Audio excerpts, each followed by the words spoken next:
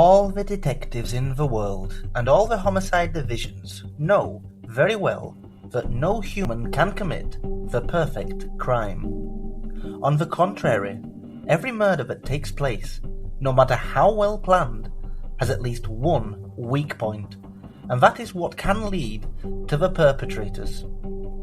It is this deep conviction that makes unsolved crimes take on mythical proportions. In Greece, there are some such cases that are very typical. Scenarios for some very good detective films could easily be made. One of them has been considered, and probably rightly so, as the perfect crime. Nondas Gerasimopoulos was born and raised in Paliochora, Mycenae, by Chrysoula and Papakostas.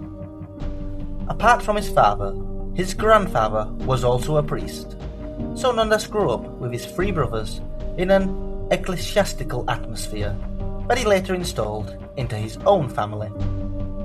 The family moved to Athens, in Pagrati. The parents, the grandmother and the four children were crammed into a small apartment and lived in hardship.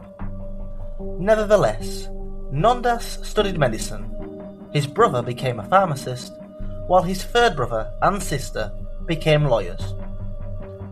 In recent years, Gerasimopoulos worked as a cardiologist at Ika Pagrati, while he had his office at the Prophet Elias Pagrati. On the evening of December 4th, 2008, 45-year-old Anna Vimas Gerasimopoulos returned to her villa on Aegean Street in Varkiza. With her were her 9-year-old son Kostas, her 11-year-old daughter Anastasia, and her father. A little later, around 9 p.m, Anna accompanied her father outside. Returning home, she forgot to lock the garage door and did not sound the alarm as she was waiting for her husband to return shortly. He had gone to his brother's pharmacy and then was going to see a patient. As soon as Anna entered the house, she felt threatened. I realized that some people were following me, she later told police. I ran to close the garage door, but it was too late. Indeed, two men wearing hoods, gloves and socks over their shoes attacked her. At gunpoint, they took her to the first floor where her children were. The children were terrified. They stuck the pistol towards my daughter's temple and threatened to kill her if I did not give them the password and the keys to the safe, she later told police. In the end, the total amount that the robbers took was certainly much smaller than they thought they would find. 2,000 euros, 700 euros from the little boy's piggy bank, jewellery, a fur coat, a TV, an electronic game, and 3 mobile phones. The 3 victims were tied with cords and plastic tape. In addition, they covered Anna's head with a pillowcase. Other sources say that the mother and her 2 children were locked in the toilet on the ground floor. The 2 robbers were using radios and talking to their 2 accomplices who were waiting outside as lookouts. From their conversations, Anna later described to the police that one of them, the kindest, spoke Greek very well. The second, and the most violent, spoke fluent Greek. They spoke a foreign language between each other, and it was probably Russian. A voice, probably female, could be heard from the radio.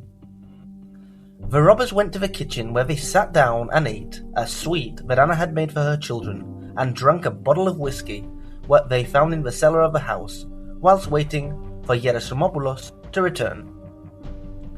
Shortly after 11 p.m, Gerasimopoulos returned home. The robbers had been informed by the radio of his arrival and were waiting for him. So as the unsuspecting doctor entered the living room, the 2 robbers attacked him and beat him furiously. He was taken to the garage at gunpoint. From there, they put him in his car and left the home with him. The other 2 accomplices took the family's second car and followed behind. Later, a large amount of Gerasimopoulos' blood was found in the garage, which indicated that there had been a violent struggle. Around 3 in the morning, Anna managed to free herself and immediately called her brother and the police. The police immediately started extensive searches in the surrounding areas, both by land and by sea, in cooperation with the Coast Guard. The next morning, a BMW was found, and it was one of Gerasimopoulos' 2 cars, in Fasideri e Cali. A little later, the second car was located in the area of Fascomillar in the ports of Vouliagmeni. Both cars were found burnt and without any traces of DNA or fingerprints. The only evidence the police had in their hands was the DNA from the perpetrator's saliva in the whiskey bottle they drank and on the glasses and forks from the dessert they ate. Gerasimopoulos' bank accounts showed no activity in the following days.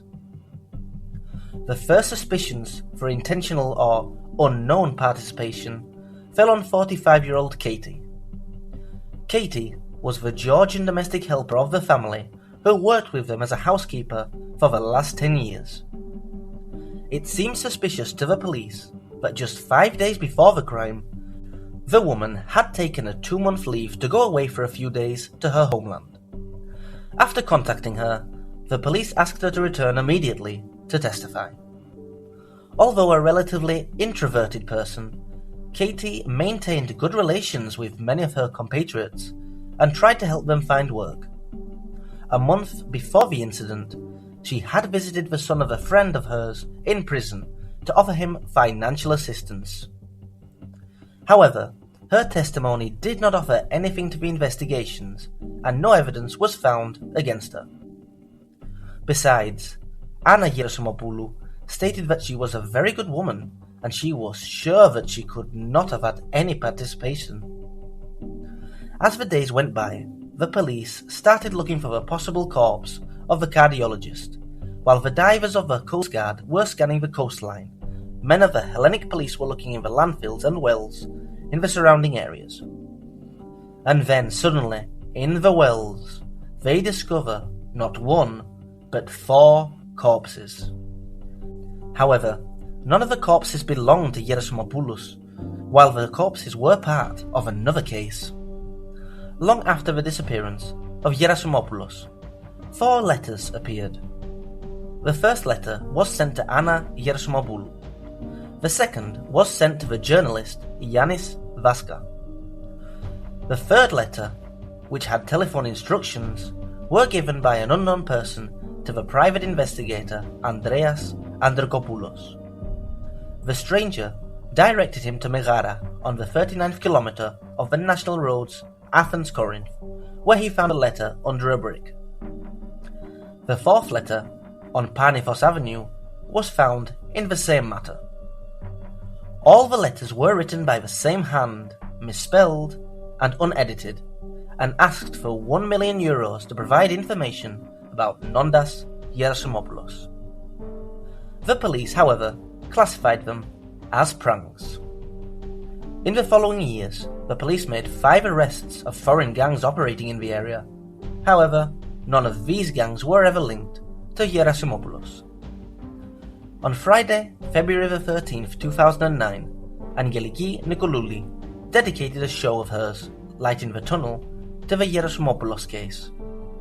She talked to the family, to neighbours, to witnesses. She hired a forensic graphic designer to design the profile of the sender of the letters, but in the end, she failed to shed light on the case.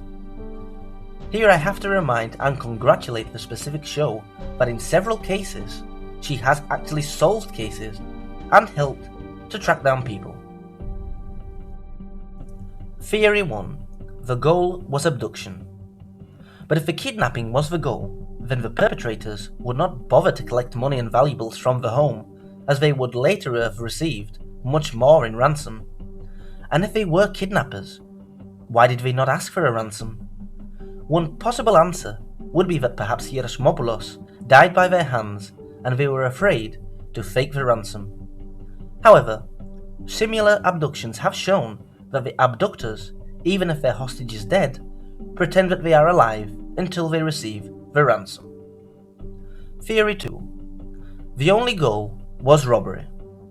The perpetrators got what they could, far less than they expected, but why were they waiting for Gerasimopoulos, and why did they not leave earlier? And if they were waiting for him in the hope of getting more money from him, why, after they took him with them, did they not make sure he had his cards with him to withdraw his money from an ATM machine?